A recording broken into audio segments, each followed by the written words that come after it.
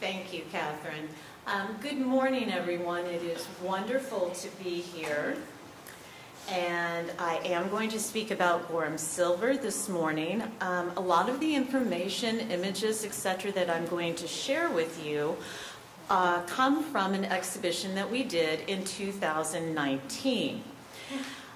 This was a billboard that we had up during that time, and when I posted this on social media, someone wrote back and said, "Is this an alternative universe? I've never seen a billboard for a silver exhibition before."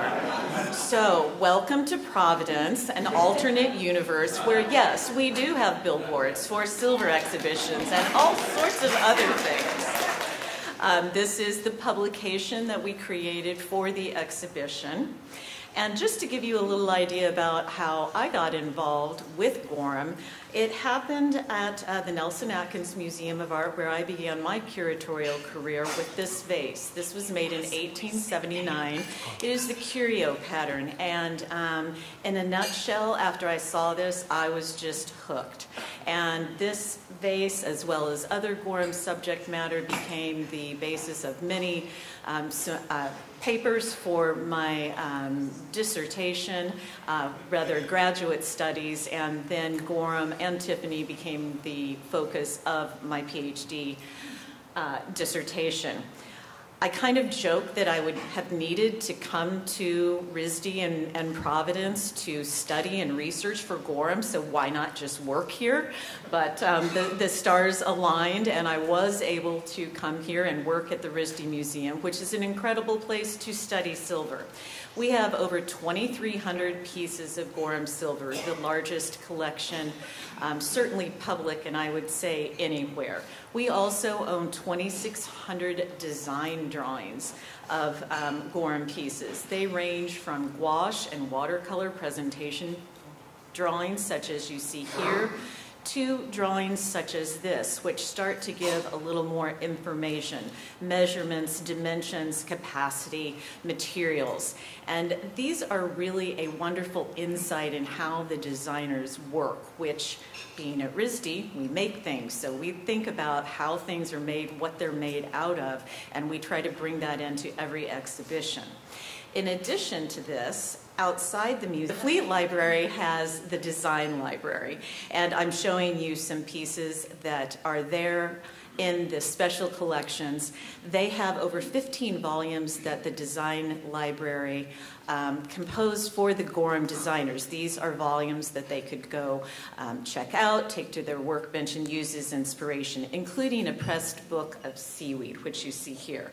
Now I am showing you objects from the Gorham archives at Brown, and these include such things as Jabez Gorham, the founder of Gorham, his original certificate of indenture from 1806 when he entered an apprenticeship to become a silversmith, as well as his son's diaries from 1850, 1862, as he was growing and expanding the company. They also include these very large photography books. These are photographs of Gorham's products. They began photographing their material sometime between 1855 and 1856. When you think about the date of that, that's quite remarkable that they were creating these photo albums, and they are large. There are about 50 of them. So the exhibition, as well as the publication and my lecture today, are going to be organized in 5 groups. And the first section looks at Gorham and American industry and what was going on at this time and how Gorham fit into the background of late 19th century American industrialism. The company was founded by Jabez Gorham, who you see here, in 1831. It started off as a very, very small operation, making everything by hand, such as coins, spoons, thimbles, very small-scale work. In 1847, John Gorham, Jabez's son, who you see here, joined the company. And this changed things forever. Without John Gorham, Gorham would never have become what it became, which was ultimately the largest silver company in the world for a very long period of time. John was an entrepreneur, he was a visionary, and he wanted to bring mechanization into Providence and into Gorham's production. He brought in steam-powered production, which at first when it was introduced, the townspeople were a little skeptical of this newfangled sort of power coming into the city, and they were a little afraid of this happening.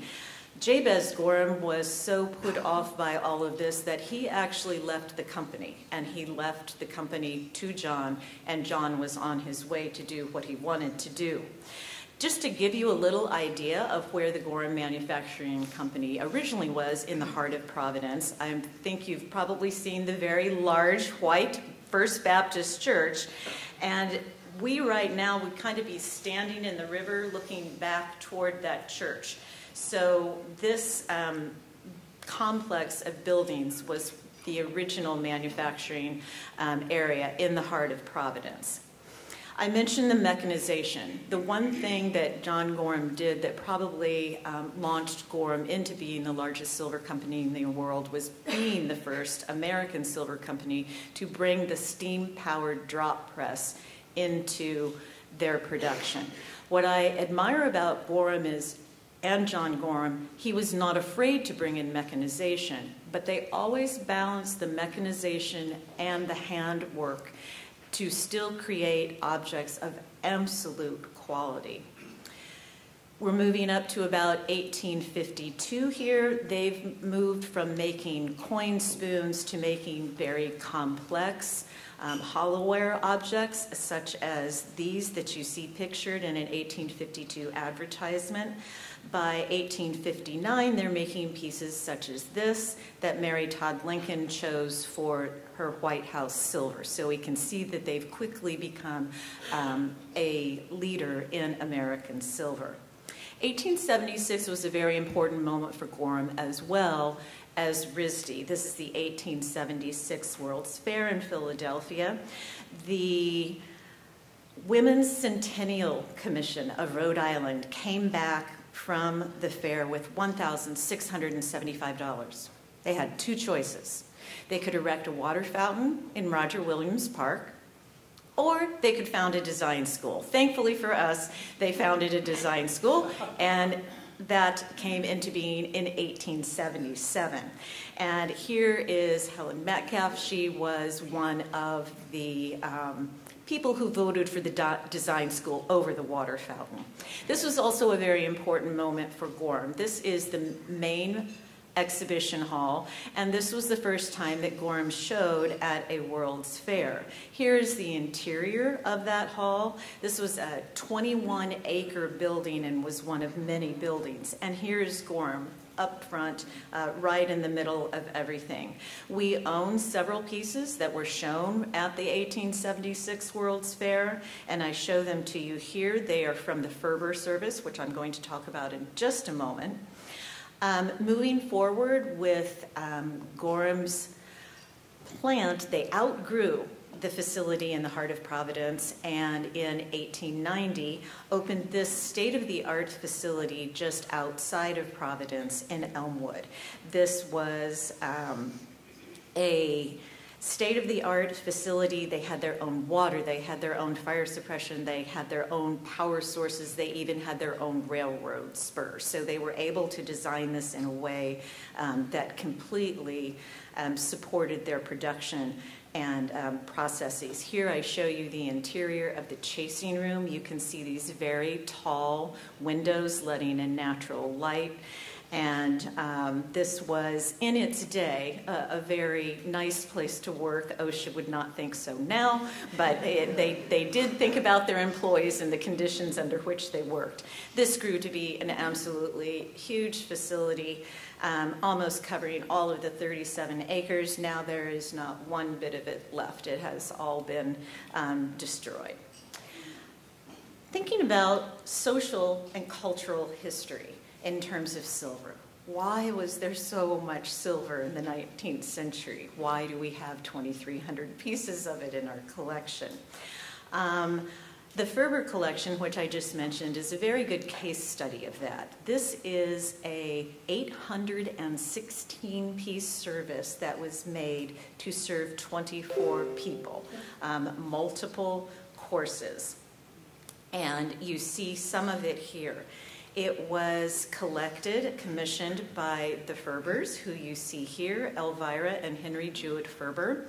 And the interesting thing about this collection is it spans 1866 to 1890. So that's a real long time frame when you think about it in stylistic terms, and you see that change throughout the styles that are held within this service. I show you here one of the pieces. This is a fruit bowl that we used for the front of the publication. And these are so sculptural. I mean, you look at this kind of mermaid figure that is holding on to the handle with her hair blowing back, all the details and the textures that make up her skin and her hair. And so many pieces are like this, and they're so detailed. If you can imagine an entire table set with this. Some other things that were going on. Silver is being found in the United States. 1859, the Comstock lode is found. So all of a sudden, instead of coin silver, there's plenty of silver coming from mines in America. Another thing that happens here is the United States puts a tariff on foreign silver in 1842 of 35%, which is significant. By the time we get into the 30s, it's almost 60%. So this is a great boon to silversmiths, of course, American silversmiths. Another thing that's happening here is the dining styles are changing.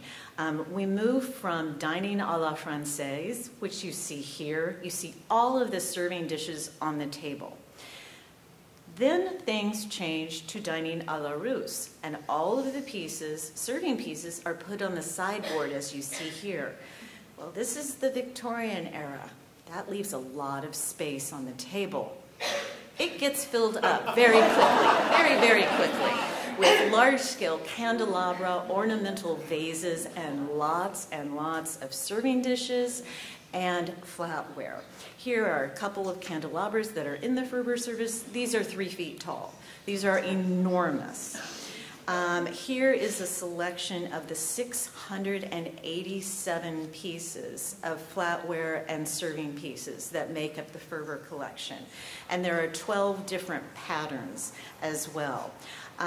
Again, this style of dining is very beneficial for silversmiths. You can't just use one spoon for everything. You have to have a macaroni spoon. You have to have a fruit knife. You have to have a specific implement for each thing. That means they get to make more and more and more silver.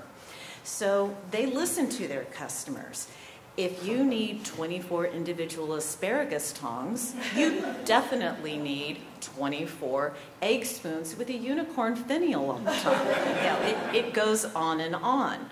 How are these things made? This brings back in that drop press. This is a die for a spoon that would be put into a drop press. The die sinkers, one of which you see here working, are carving this into a block of steel, obviously in reverse. So you have a top half, you have a bottom half. You take the silver, you're running it through a roller so that it becomes a particular thickness, and then you cut out blanks, so basic outline of what the silverware piece is going to look like. You put 1/2 of your die up above, you put 1/2 of your die down below, you put your blank in the die that's in below, and the top of that comes down with sheer force that just forces the silver, of course a more malleable metal than the steel, into this die. There's no heat involved here. It's just sheer force. That's why that guy looks maybe just a little bit worried. Here you see the preparatory room. You see all those dies in the shelves. In front, these were very valuable. When they were not being used, they were locked away.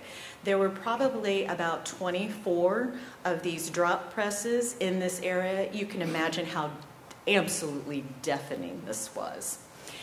This is Antoine Heller. He designed a lot of the silverware, including the mythologique pattern, which I show you here. We have a sample set, and it shows you exactly how that silver was pushed out beyond the die. This all has to be finished by hand, so this is that mechanization hand balance.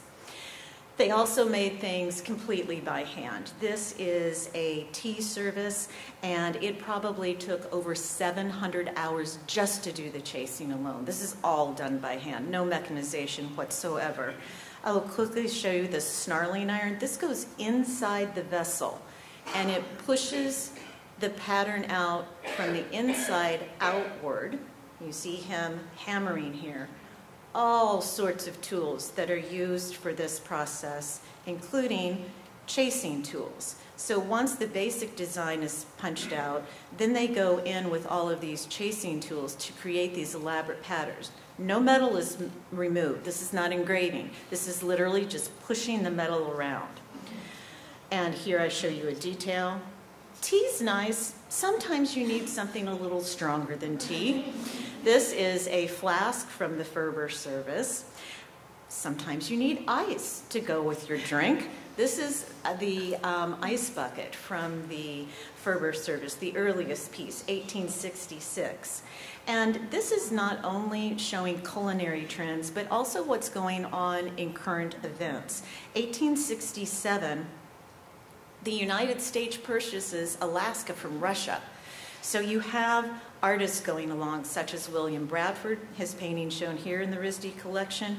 They're bringing these images home, and they're finding ways into all sorts of artwork, including silver. And here you see a detail.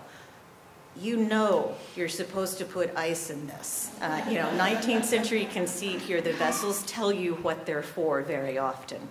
Gorham made all sorts of small wares as well. Everyone needs a sterling silver yo-yo, of course. They also made large-scale pieces. This is the Admiral Dewey Cup. It is 8 foot 3 inches tall and weighs over 300 pounds.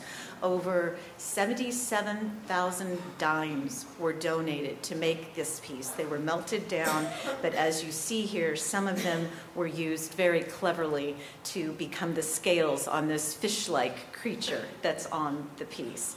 And here you see our installers putting it together in the installation. Thankfully, it comes apart in 4 pieces. Designing Gorham silver. This is the design room. Very important things are happening here, of course.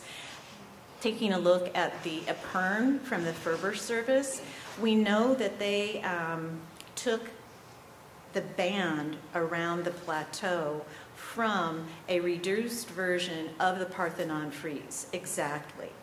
And you can see that here. We know that they had these plaster cast in their inventory by 1862.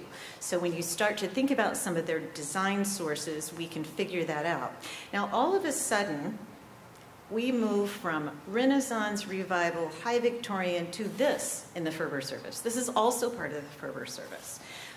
Changing to a very Japanesque sort of look, very different. These are butter dishes. There are 24 of them, of course, and every single one of them is different.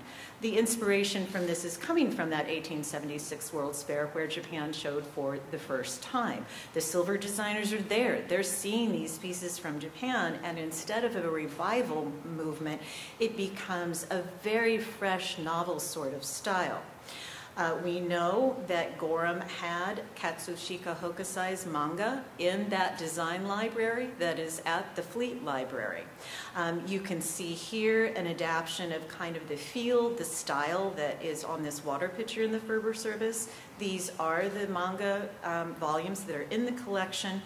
And back to my favorite vase, imagery on here is also taken from the manga. Sometimes they took things just wholesale. Here we've got this great samurai warrior that was that transpired into this copper applique. Now we are in the ocean state, so we don't need a whole lot of inspiration in terms of finding marine specimens. And I show you here a tureen. The handles, the finials, are probably cast from life. You do kind of have some hokusai, great wave sort of imagery here. This piece, when you see it in person, is just alive. It looks like it could spin around all on its own just from the energy from the carp that are shown. We also have this wonderful piece. This is obviously to serve turtle soup, very popular during the 19th century, almost decimated the turtle population in the East Coast.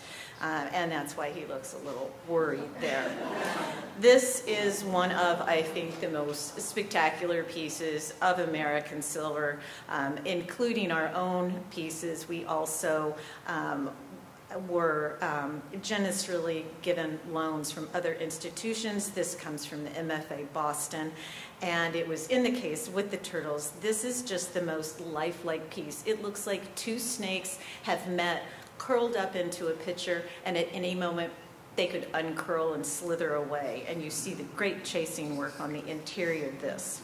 Now, I'm hopping up to 1927. This is the cubic service, so we're thinking again about where inspiration is coming from. This is a one-of-a-kind service, and it was made by Erik Magnusson. He was brought to the United States from Denmark in 1925 to add an element of modernity into Gorham's production.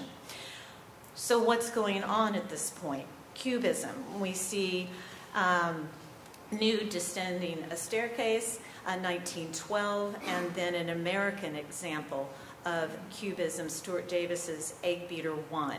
You can see these elements just being translated into the cubic service. Here you see a blueprint from our drawing collection, and it looks like these pieces are just rising from the ground, which is not surprising because skyscrapers were rising from the ground.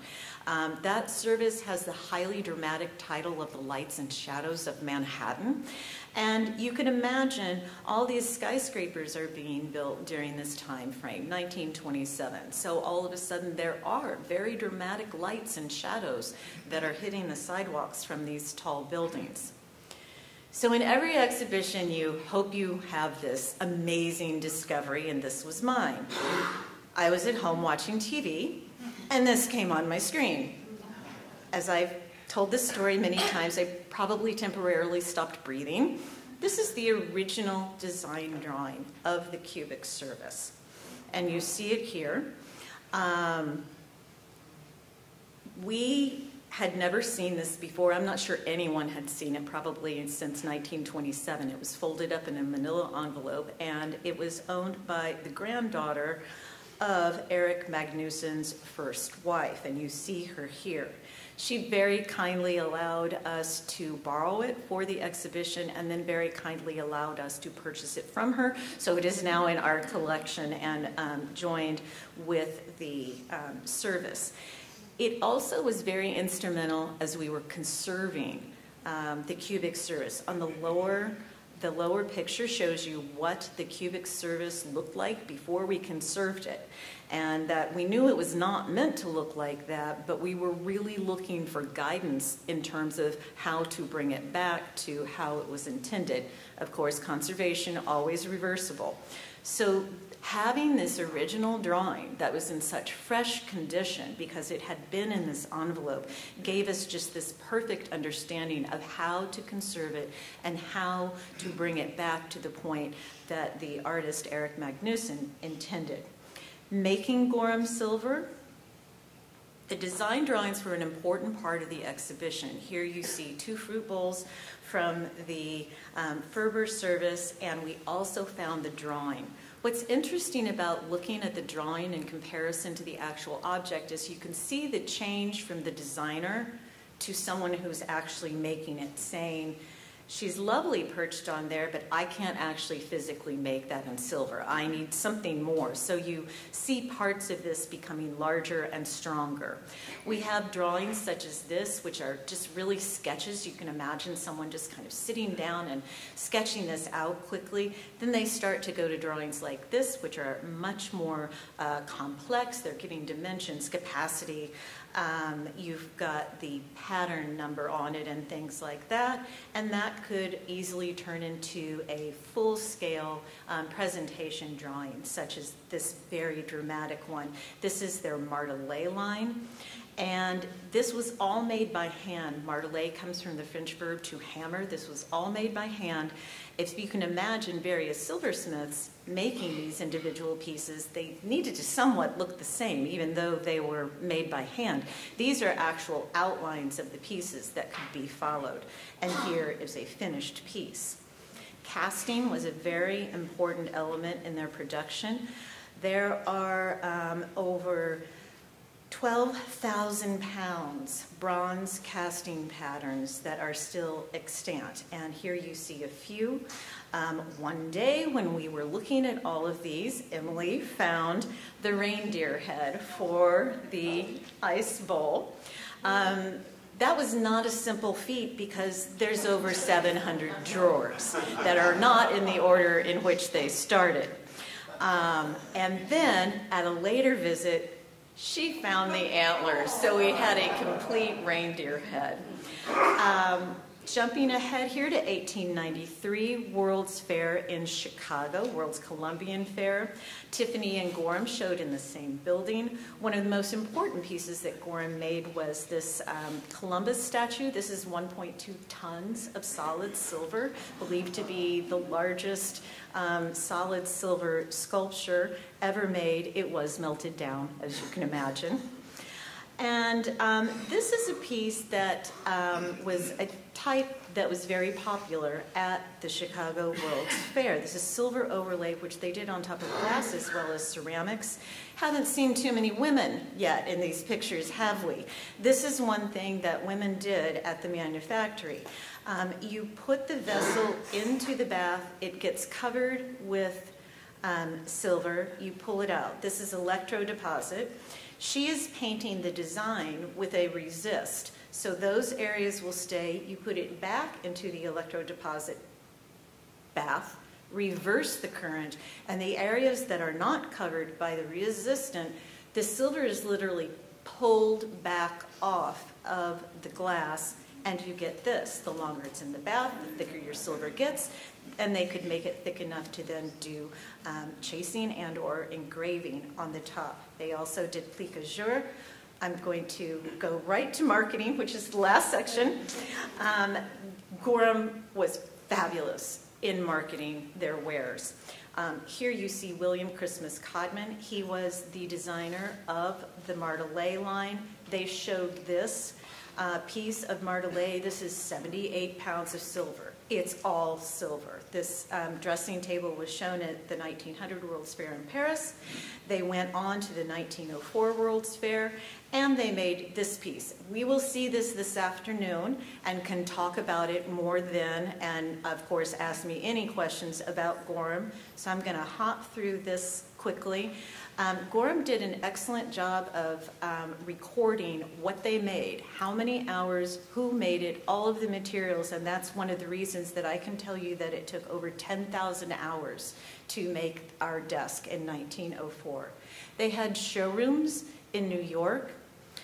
They had showrooms all over the country in major cities, San Francisco, Chicago, and multiple ones in New York. This is their final showroom in New York, built in 1905, and this is at about 36th and 5th. They also advertised in Condé Nast and other catalogs very heavily. And our exhibition went to the 70s. This is the circa 70 service designed by Donald Coleflesh. As you can see here, all of this is just moving upward. This is thinking about space travel. And it's a very dynamic set. The black in the center is Formica, which at that time was a really new product. There's actually almost a warning label on the back of it. Finally, last set of objects. You may be wondering why I'm showing you yet another coffee pot and spoon. But this spoon is 4 feet long, and it's made up of 15 pounds of silver. It is very heavy. And the coffee pot is 25 pounds of silver. Gorham had fun with their advertising. And we found this picture in the archives, and we had fun with these pieces as well and used them on either side of our introduction for the exhibition. Thank you.